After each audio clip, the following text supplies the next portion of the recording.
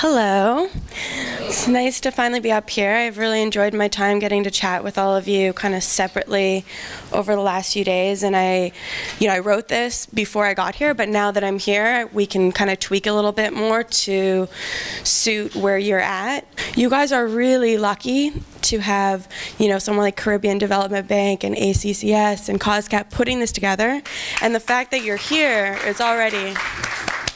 So I've been hearing a lot, and I think the discussion has kind of gone the way of a lot of the frustrations, and I think they're all very valid.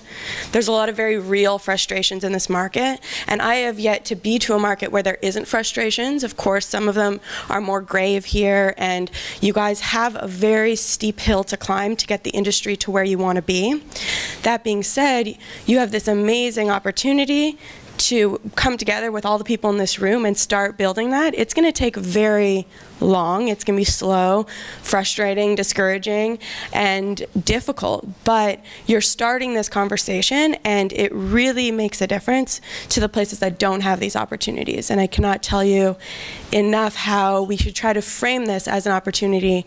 And additionally, you have this amazing ability to kind of create this industry the way and set up the framework in a way that is stronger than the other markets. And so while we're talking about, in the UK they do it this way, or in the US they do it this way, there are some very big flaws in those industries that you don't want to do here. So you have this ability to set some framework and groundwork here that can be stronger and more stable in the long run. It might take more than your lifetime, but you are doing you're playing a really important role in planting those seeds. And then the other thing I was going to say is, as I'm going through, if you have questions pertaining to what I'm talking about where you're like, I don't quite understand and you're confusing me, and it might be useful for everyone if you then interject. But if you have kind of general thoughts, comments, or you want to add in, then there's going to be a discussion point after each section so we can kind of chat it out a little bit more. And then I'm going to be here this afternoon too, so we can do more like one-on-ones and go through your social media and go through your brand and talk a little bit more specifically to your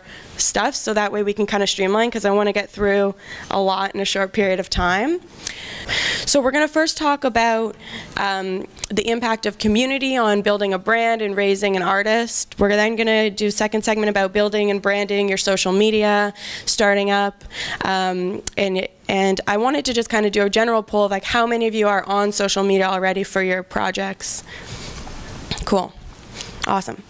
And then the next segment is going to be about networking and approaching industry people, and we're going to nail down how to write a email that can be sent across, to different territories and looked at from booking agents to publicists to potential partners to collaborate with.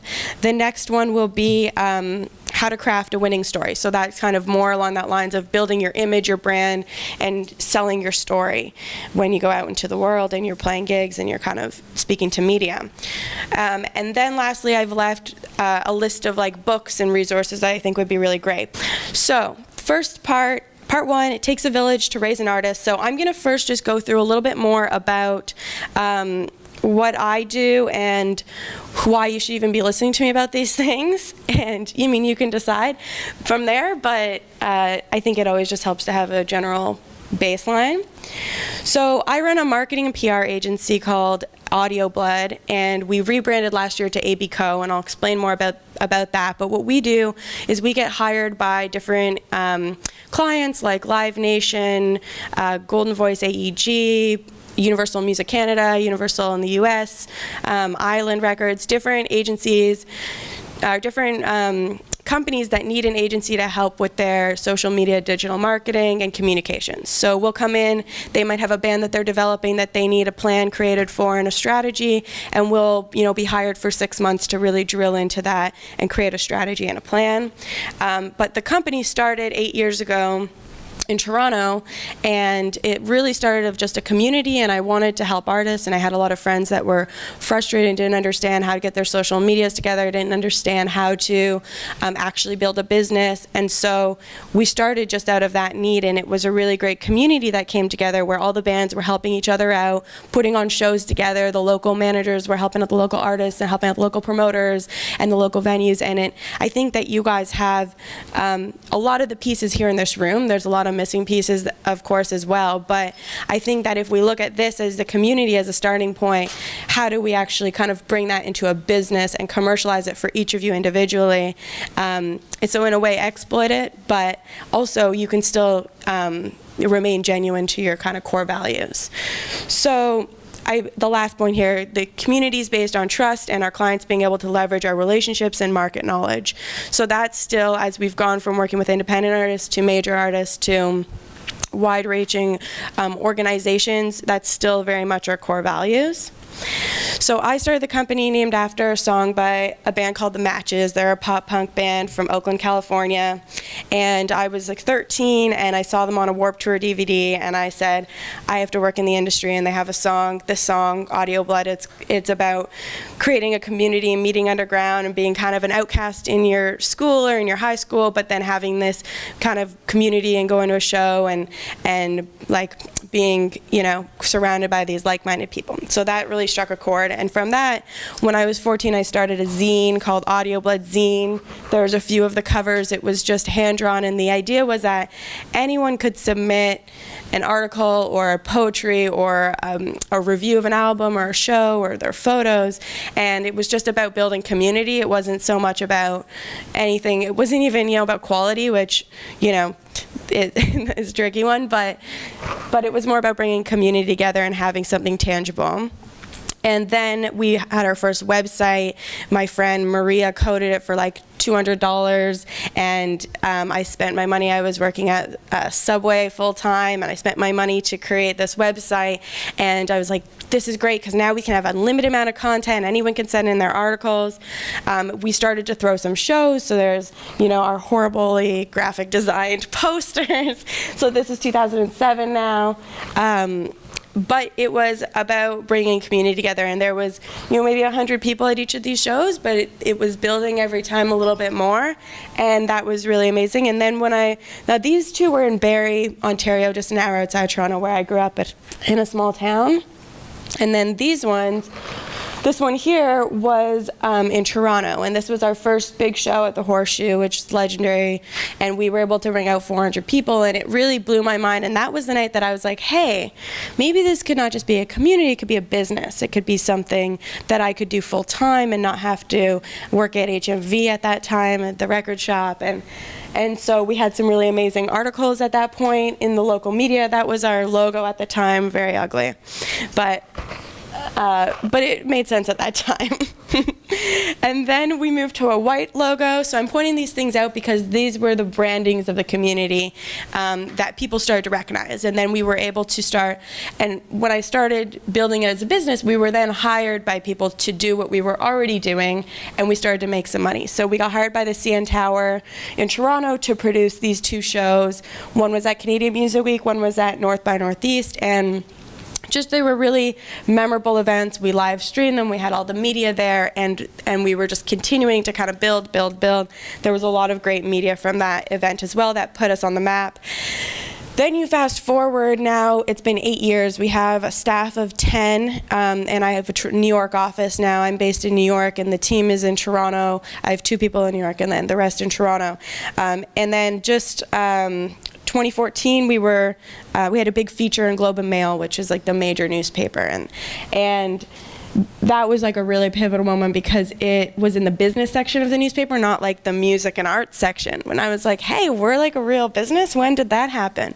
But at the same time, you know, the core values of community were what made us a good business and what people wanted to work with us for. And we started working with a lot of different clients, from like Google Play and Pledge Music to a lot of larger universal artists like Dragonette or different. And then we rebranded just last year. This is the logo now, AB Co. And part of that was growing up a little bit more. We still have kind of this quirky, you look good today, which is on our business cards and on our website. And the idea is that marketing is everything. Every single opportunity you have to speak to someone, to give them a business card, to send them an invoice, to send them an email, is a chance to be marketing yourself and your brand and the way that you do business. And that's been a really big defining point of our company. And it's been tied into everything. So if someone's going to hire me to help them with their branding, our brand better be like top notch, you know? And that's been a learning curve, because a lot of the times you're so busy, it's like, well, how do I keep my website up to speed as well as my clients' is, and as well as, you know, but you really have to work overtime to make sure that these ends meet, because the way you present yourself is the way that people value you and how much money they will give you or how much they will think that you're worth when it comes to business. So let's talk a bit more about what is a brand. It's a really weird thing, and it's hard to define sometimes. So this is the best definition I've come up with so far, and I will hopefully come up with a better one. But the brand is the sticky glue. It is invisible, but it holds everything together. It's intangible. And so when you look at a brand, whether it's, you know, Caribbean Development Bank, for example, you see a logo as a first point, but what does that brand mean to the community? What does it associate with? So that's the sticky glue I'm talking about, is what is it connected to intangibly that comes to mind in the mind of a consumer or a potential community member? It depicts value based on alignment. So a brand, so if you look at this as an example, you've got all these brands together here. And so this elevates each of them, because each of these community members are strong, or they have different associations. And when you align as a brand, and who you're associated with helps to define your brand further. So if you see, you know, Beyonce and Pepsi, Pepsi's brand is now intrinsically linked to Beyonce, and that was an alignment decision that Pepsi made because of the value that it would bring their brand. So brands make a lot of decisions about aligning and value. And then it leaves a residue on everything it touches. So it can be either that you're building a great brand that keeps building up, up, up. It can take one bad situation for your brand to fall and be you know, a negative brand that you're associated with. And that, you know, there's a lot of examples. And I think, how do we think about this when you're speaking about artists? And I think that it's all the same. I mean, you guys are running independent businesses with brands. You have your music, you have your creative output, but then you've got your brand. And that is a whole beast of things that you need to take, you know, that you need to be thinking about. And we'll go into that. So this is what people see when they see your logo of your artist. They see you're going to be playing somewhere, or they see you on a poster or on a website. All of these things are alignment and brand value. And the types of gigs that you say yes or no to, the types of opportunities that you say yes or no to, or the articles that you're mentioned in, those build your brand, and they can hurt you or they can really build you up. And I would say, if there is any secret sauce to building an artist, it's about aligning your brand appropriately and strategically. And that is, I cannot stress enough, the biggest, most important thing that will trip you up if you don't have that component. Does that all make sense? Cool. A strong brand understands, represents the market or home at which it came from. So you got to bring your roots, you got to roll your background into the brand, and we'll talk about that a bit more in some of the other sections.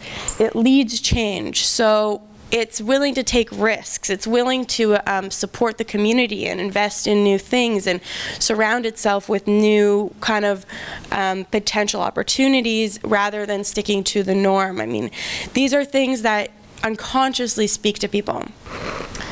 It fully commits to a firm path and stays focused. So this is what I'm talking about for your brand, saying no to certain things if it doesn't fit your path. If it doesn't make sense for you, then it's probably not going to work for your brand, and it will either do nothing for it or diminish it. And that is worse than saying no to an opportunity and waiting for the right fit. And ruffles feathers. I mean, I kind of grew up in the punk scene, so maybe that's a little bit more, but I think that a brand or a message and a story should ruffle some feathers and wake people up and say, hey, this is what I'm addressing, this is what I stand for, and this is why, and should be able to back that up and be consistent throughout. So these are just a few basic kind of defining factors. Key components of a strong brand. So this is something you might want to take note of for your business plans, because in a section of the business plan, marketing is a key component. And all of these 3 components that make up a brand should be addressed and thought about thoroughly to kind of present a strong case. So the first one is visual.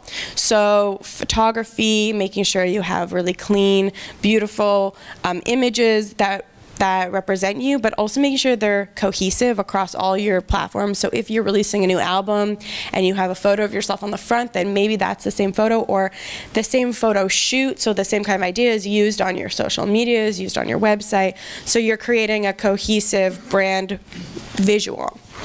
Your voice. So what do you stand for? How do you conduct yourself on social media? What kind of conversations are you joining in on, or staying away from, And sometimes saying nothing can be stronger than saying something. So that's something we'll talk about a bit more about your story as well. But your voice comes into every, your bio, the way you conduct yourself if you're being interviewed, the way you're bantering on stage. What do you stand for, and what is your voice? Is it cutesy, pop, darling, really sweet, or is it political, or is it, really interested in technology and design? Or you've got all these opportunities to build a brand and to have some core voice points that you want to kind of touch on and integrate into that. And then you attract like-minded fans that way.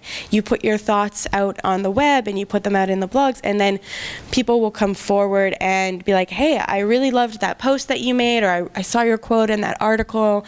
That was really amazing. And you build a voice. And so people are attracted. And you know what? The wrong people kind of get shooed away.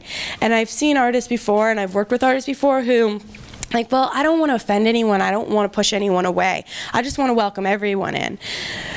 And I get that, but you'll end up coming across just bland, and then you are not pulling anyone in because you have nothing to say. And so it's a balance. You might not want to go out raging about politics, and that might not be your voice, but if your thing is really beautiful photography and you want to post about that and share your favorite photographers, or maybe you love reading and your favorite books and literature is your angle and something that you're passionate about, so you like-minded people will be pulled in, and the people who aren't really into it, they'll kind of be left on the sidelines until the time comes that you might cross over to them. And that's okay. Defining your voice and defining your audience is better than being kind of a bland artist. You know what I mean? And then core values. This is kind of the root of it all. I should have started with this one. But core values, I would say to define 3 to 5, really great core values. This next slide is just about core values. Who are you? What does your brand community stand for? We're going to talk about that more. What are you trying to achieve? And who do you want to impact? And I would say, and why? And if you could answer those questions and you could write them down and you can communicate them with your bandmates or your manager or your collaborators, you are already much farther along than most of the artists that I know. And it will save you so much time and frustration, because when you are assessing opportunities, or you're working with your manager, you're working with your label, or you're working with your various partners, and they know what your core values are, they'll say, we don't want to chase that opportunity. We want to chase something more like this, or it would be really great to position them in this kind of sync, or this kind of commercial, or this kind of show, because I know their core values and I know this is what we're going for. This is what we're trying to do here. And it just saves you a lot of time and frustration of kind of getting lost in the sea of opportunities, or lost in a sea of kind of being like this artist that's floating and nobody really understands what they're doing it for. And fans, despite them not consciously knowing what brand is, they don't need to know what your brand stands for or be able to answer these questions. But they can tell when a brand is dignified and has integrity and has a purpose versus a brand that doesn't. They pick up on it very clearly, and you'll see it all the time. There's artists, sometimes maybe they had a really great song and all of a sudden they shoot up the radio charts, but they have no idea what they stand for. They're inconsistent with their bios, and so now the labels are scrambling. We got to build your brand. We got to build your brand. You have an amazing opportunity now to build it yourself, grow it, start telling and start attracting the people, the managers, the agents, the people who get it and believe in it and will come behind you and support it. So these are the 4 core promises, the core values of my company when I started that are still true and that I use to remind my team and myself all the time when I might be tempted to get off track.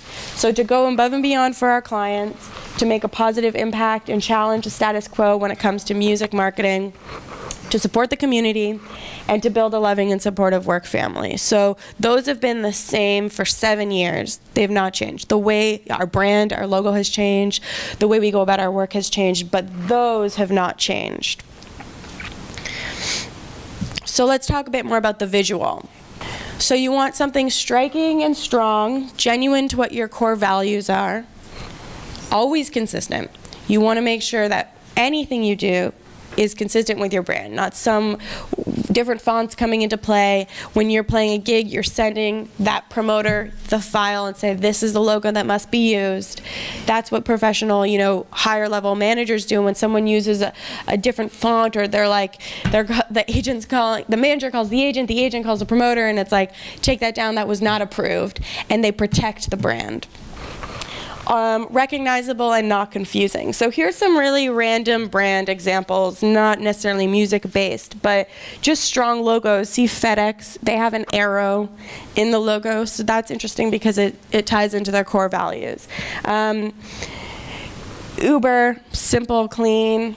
Sneaky D's is a bar that I work with in Toronto and like a legendary punk venue. And that's been the same for years. So these are just some random ones, but they're not necessarily right for what you're doing, and only you will know what feels right and what will represent you the best. But I do encourage you to make sure that it's just clean, clear, especially when you're starting out. Something you can do, like when I started out, it was Audio Blood, it was the full name, and it was written out clearly, and then we kind of condensed to AB. So something you could do is, if you do want to go with more of a shorter name in the long run, like you can start with the short name, but the long maybe in brackets, and then you can shorten it as time goes on. So the brand grows, it evolves with you, but your starting point is very important.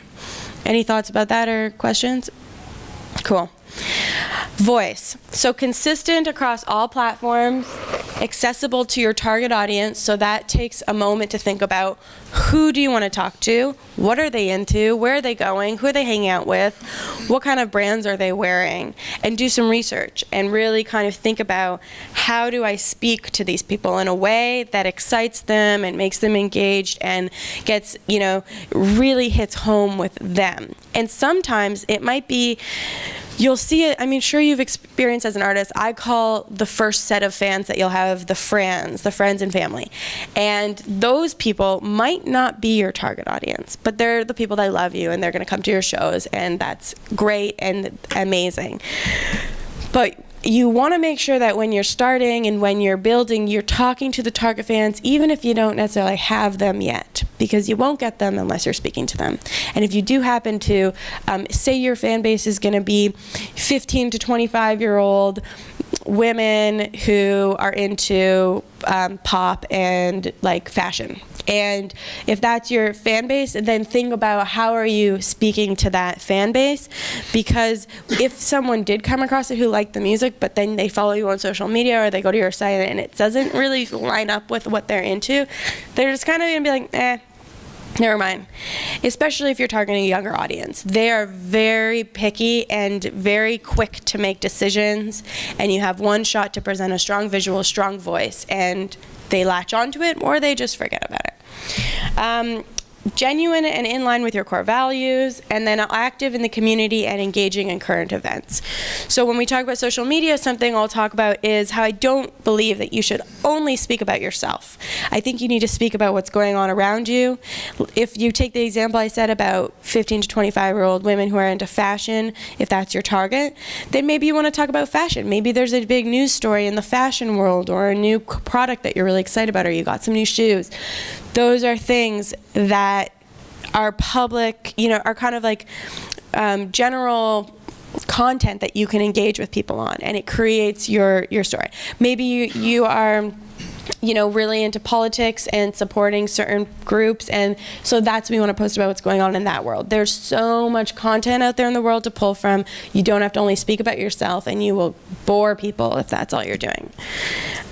Here's some examples, just random posts. These ones are one of my favorite social media accounts to follow that I recommend is Riot Fest, and it's a festival in Chicago and Denver every year. And the guy who does it is really funny. He's a comedian, and they're like a punk festival. So all of the voice of that brand is so consistent.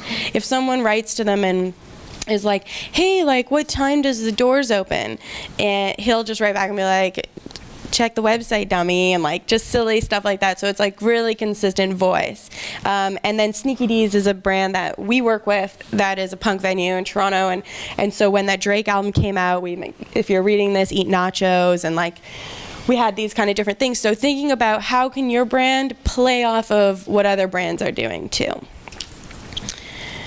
So a brand with a community is a brand with a heart. You can see people can feel when a brand has been kind of manufactured and it's not genuine and the core values are a little bit lost.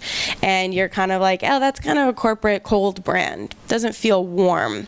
But people like genuine marketing. They want a realness to it. They want a story. They want a real connection. So a brand built from a community is stronger, in my opinion, than a brand that's not. Brands need communities to thrive. So if you're kind of a cold brand, you're not connected, you're not tied in, how can you grow? How can you build? When you have a brand in a community and almost like a crew, you have shared success and growth, and it breeds loyalty to each other. So one artist gets an opportunity, they bring someone from their community along on tour with them, and then that spikes a whole conversation about what's going on in Barbados. Crewing up is like what a lot of artists are told early on in the US, and I think that you're much stronger when you have a crew and when you can come together and throw different opportunities over to people. And it doesn't necessarily matter all the time if you're not the same genre. The opportunity doesn't have to be, oh, I'm going to bring you on tour with me. It can be as simple as, hey, I've got this amazing studio session with this producer. Do you want to come along and be my engineer or play drums so that you can kind of get a vibe on how this stuff works at this level? And mentorship, like Jess was talking about, and just paying it back every chance you get. Think about how can I, bring this, share this knowledge, share this experience with the community, and that makes it stronger for each of you. And then it's happened so many times where someone from a community shoots up and becomes a star, but they don't really come back to the community, they don't really pay it forward, and then all of a sudden someone else shoots up and they're a star, and then that artist is back at ground zero, and they're not helping each other out. And it could have been that each of them were growing their careers together steadily.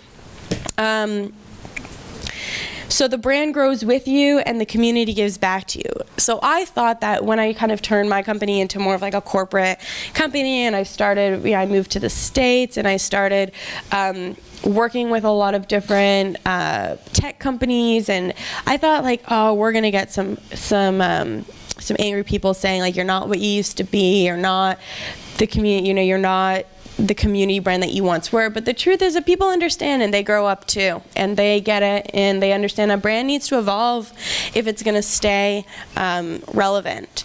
And then a brand connects on and offline. I think that although we're going to talk a lot about social media, it is not the only way to market your music, and it is not, in my opinion, the most important way.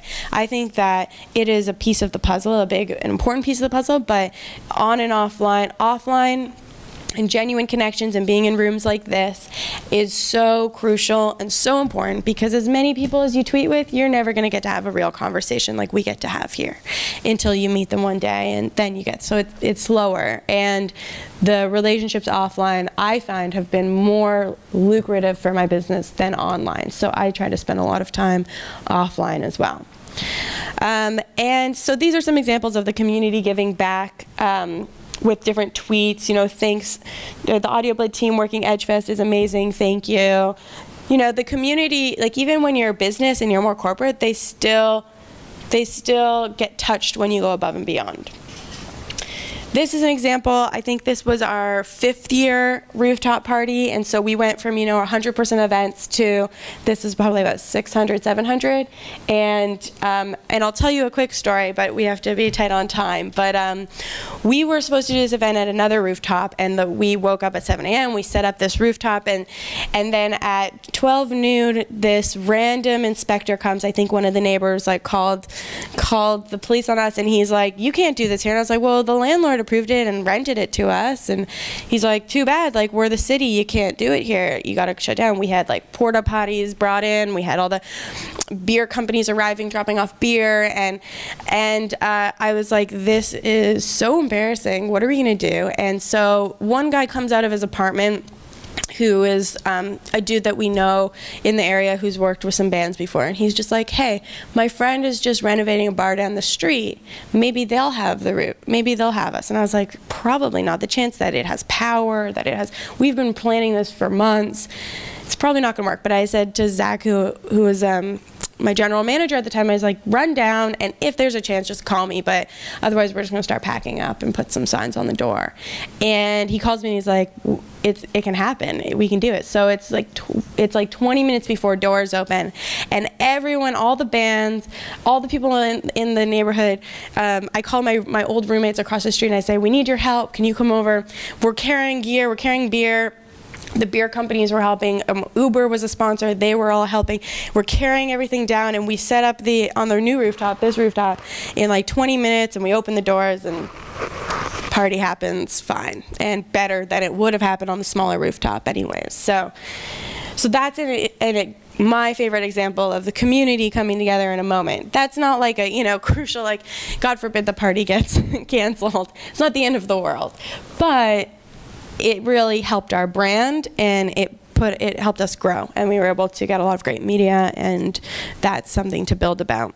So we're going to kind of zoom through these because it's in the workbook and you guys can read through it, but these are some examples of cities and communities that have branded themselves, sometimes on purpose, sometimes not on purpose.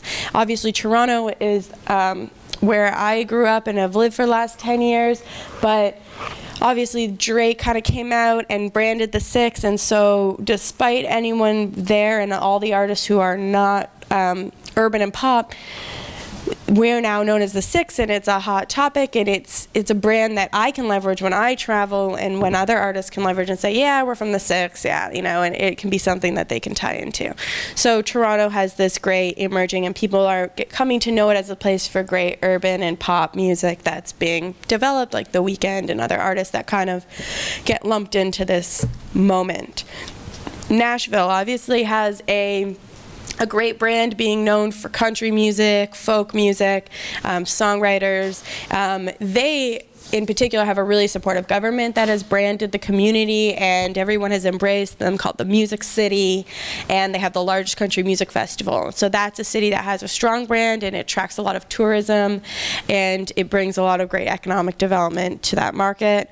Austin as well, very similar. So they have branded, and I know I've worked with them on a Toronto-Austin Music Alliance.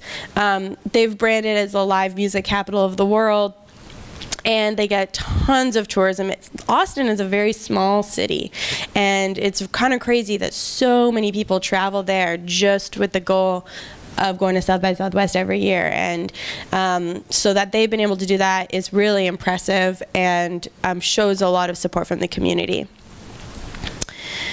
So what are the key characteristics that define these music communities around the globe? So first and foremost, most important, it's the artists and the musicians. What kind of music are they creating? Are they challenging the status quo, or are they just kind of creating stuff that sounds like other stuff? Is there opportunities for them to challenge? Is there access to great recording and funding and different things that will allow them to create great music? Thriving and active music scene, so the fan base is really active and excited. Access to spaces, places, venues, that's a key component. So where do we put all of these people who want to see music? A receptive and engaged audience, and supportive businesses, organizations, and government. So these are kind of the key components that we've distilled down, although there is a lot more components to talk about as well. And there's an amazing report that I'll send a link to that Music Canada did about building a music city and what it means to really build a city that embraces music and supports it, and some of the really basic kind of bylaws and things and infrastructures that you can build to help a city flourish and build that. So obviously I don't bring these things up to make us more frustrated. I want to bring them up because I want to have a discussion about where can we start, what are the strong, what are some of the strong elements that exist here that could become a brand that everyone in this room walks away with, that we say, hey, this is what the Barbados music brand is. And when I go and talk to someone outside, I say there's a really cool thing going on in Barbados. It's not just soca. There's a lot of this, there's a lot of that, and the artists are coming up in this. And I was speaking about it with some of you ladies, that sometimes being an outsider in your community is a story in of itself. And if you guys are feeling frustrated that there's so much soca, and if you're not that, you don't fit into the mold, then that's a story that you can spin as well. Of that you were isolated and you created something really special, and you kind of were able to build out of that. Ultimately, the underlying thing is support, just supporting each other in whatever whatever kind of music you choose to do. So what are the elements that are present? What elements are missing? What do you want the world to know about the music industry in the Caribbean, or let's even focus on Barbados right now? How can we empower and support one another? And what could the music brand be? So let's have a bit of a discussion, and I really want to hear your thoughts, but let's try to keep it really focused, and let's specifically think of some words that you think define the music brand here. And they don't have to be genre words, but they can be more so adjectives like festive, or just like diverse, different. Thank you. So pass it around and let's just get a conversation going about it. One of our gospel artists, Paula Hines, she made a connection at one of the music events that we had, and she said that we have very strong community ties here, and that's something that was present in your presentation, kind of taking that community heart and kind of branding it. Like wherever you go, you have a strong sense of community. I think because we're a small island, everybody knows everybody's business, right? Right? But you have that strong tie to community and strong tie to history. Mm-hmm. Diversity. I think that's one of the things that can be strengthened. We do have a very, very diverse base of music, but I think, as you rightly said, soca is the thing that really gets pushed. But we have a lot more than soca. This might be more towards soca, but there's a feel good, like come together, celebrate. A lot of that comes out in our music. But coming together. I think that as we think about a brand, I've been working with the City of Toronto for like 2 years on trying to figure this out. It's hard, but ultimately someone just gotta decide and roll with it at some point too. So I think that there is a lot of what's the word I'm looking for? I guess people have an idea of what they think music is in the Caribbean when they're not in the Caribbean. And I think that you want to change the conversation and redirect it a bit more. And I think that that you have a really cool opportunity to do so. So something like a website, whether maybe it's COSCAP or ACCS that takes on, that is the Barbados music community and the diversity and the community and the things that you've mentioned, that we're bringing the history, but we're also introducing a new wave of young artists. And how does the past tie in with the future? And what are the words that we want to define that? And so it's probably too crazy for us to try to do it right now or today. It's a long task. It's a big task. But maybe if you guys can think about it and we can kind of keep an email conversation going, and then when we feel like we have something that could be, we can float it around and then bring COSCAP and ACCS and Caribbean Developing into the conversation, so that when you're speaking about the Barbados music community, it becomes consistent, and it's something that people can connect the dots. And no one mentioned Rihanna, which I think is great, but also, you know, how do we take the benefits of her shooting up and her talent, and obviously her voice and her talents that were, you know, harbored here, but at the same time get realistic about not everyone is Rihanna. There's a lot more going on here, and there's a lot more to build on, and that everyone, you know, the artists in this room are trying to build careers one fan at a time. And if someone comes along and scoops you up, or Jay-Z wants to come by, and great, you won't say no. You won't say, you know, I mean, maybe you will, depending on what your brand is or what your core values are, but you can't bank on those things happening ever. All you can do is build your brand, build a community brand within that, and then build one fan at a time. And be happy with that, and that might mean you gotta have different jobs for a bit, and you gotta kind of build. Not so much of a question as a statement. I do think that there are very, very strong aspects of Rihanna's brand that we can very, very much capitalize on, like things like her accent. She doesn't hide her accent. She doesn't play with her accent.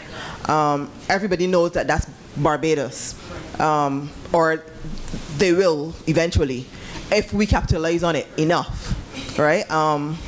The carefree type persona that she has, as I think somebody over here was saying, that's part of our music culture. That our music is very free up, very carefree. So I think there are some very strong aspects that she keeps, that she makes sure that everybody knows that she's an island woman. The Westbury Road and the you know, all of that. So I do think that there is quite a huge place for Rihanna and using what she has done to build Barbados' music brand. Obviously, no, we're not going to say, well, this is the music that we have in Barbados or whatever, but it isn't just the music that her brand is made up of. So I think that we could capitalize on those things. Yeah, I think that's a great point. I think that I'll just add something before you as well, that every music community, whether they like it or not, everyone in Nashville is not a country artist, you know? Everyone in Toronto is not Drake. So it doesn't necessarily hurt to have a forefront genre, but also have a more global community that recognizes it. So it's kind of a trade-up sometimes. When you want to define the music community of Barbados and put it on a website or at the top of cost cap, or in something a message that everyone embraces when you guys are out in the world, do you want to say home of Rihanna, blah, blah, or do you want to say, the messaging of how do we want to use that and kind of tweak it to fit? Or do we want to speak for 2 minutes about not Rihanna, but then at the end say maybe, you know, a lot of really great talent like Rihanna and has come out of here that you might recognize. And so if we want to kind of put it to the back of the conversation a bit more, that's okay too, but what are the things that we're putting at the front of the conversation? I think that it's all about messaging. And if I was sitting here with a client and we were doing a communication strategy, we would really drill into, okay, what do people think about us? What do we want them to think about us? And what are the frustrations in that, and how do we put a message together that's not too abrasive or saying we're not Rihanna, we're not Soca, we're this, but is inclusive of everyone, so that we position this message. If I can make suggest something before Ebony, for me, there in branding for music in the Caribbean, there are two words that describe the music sector, and I think it applies across a lot of the genres, and that is festive, because when you hear Caribbean music, there's always a festive rhythm to it. So whether it's reggae or it's soca or it's zouk or it's dancehall or something, but also in the messaging, it's also liberating. So when you look at when you listen and when you hear what's there, it's also about emerging out of a past history. It is releasing what has has pressured us for the week, or I mean, I think I always think about when you listen to the old Calypsonian songs, liberating messaging that something they're trying to get away from the grass. When you hear soca, it's the same thing. It's, you know, there's all, well, except for the rum, who everybody thinks on to. But I think for the most part, the older soca and like that is always about the liberating, but also festive. And I think you can apply that across a lot of other genres in music in the Caribbean. So That's awesome. I like the liberating idea, and I think those are the types of words that help to define and kind of put more of a feel into people's mind when they hear about something. In the branding of Barbados by the tourism and marketing agencies, they have used words like Barbados cool, brilliant Barbados, Barbados yours to discover, and they'll come up with different slogans. It's never usually just one thing that lasts for a long period of time. But I love the idea of branding the music from here, and perhaps the words that are used could be used in a general music festival, an annual general music festival that happens here. I'm interested from your experience from other countries that you've worked with or observed, what types of words have they used to describe their music scene? So I would think it would be like a line, like a tagline, as opposed to we are or are not Rihanna, and look, she keeps her accent, but something that rolls off the tongue that can be on a t-shirt, bumper sticker, etc. Yeah, it needs to be distilled down. And I think, so one of the examples is Austin. I'll just jump back to that one. But when they, went the wrong way. Here, so the live music capital of the world, that took a lot of strategy sessions for them to decide out of all the different music they have and all the great studios that they wanted to become the live music capital. And part of that is because no one had claimed that before. So that's an interesting piece of the puzzle. But part of it was because they have venues coming out of every corner of the city and bands playing on every rooftop, and that is very much part of it. So you guys, so what you're saying about the tourism and this cool beach and, you know, welcoming laid back community, and then maybe mixed with this liberation. So maybe it's kind of set yourself free, or with Barbados music or something. These are not the best ideas, but distilling it down into something that speaks to more of the essence rather than the actual